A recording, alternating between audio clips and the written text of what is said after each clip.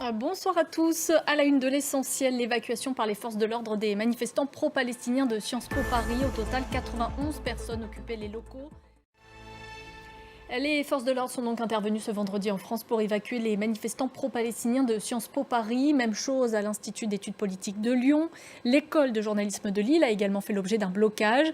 Les étudiants ne décolèrent pas. Un nouveau rassemblement était aussi organisé ce vendredi après-midi sur la place du Panthéon à Paris. Rebecca Martin. À l'étranger également, la jeunesse se mobilise. Des évacuations ont eu lieu ce vendredi à l'université Humboldt à Berlin. La tension monte également en Australie. Pendant ce temps, au Proche-Orient, une délégation du Hamas est de nouveau attendue ce samedi au Caire pour reprendre les discussions sur un possible cessez-le-feu. C'était ce vendredi la journée mondiale de la liberté de la presse. À cette occasion, l'ONG Reporters sans frontières a publié son classement pour 2024. Et le moins que l'on puisse dire, c'est qu'il y a encore du pain sur la planche. Fermeture de médias, musellement, interpellation de journalistes. La liberté de la presse est en recul dans plusieurs pays du monde. Léo Péchard.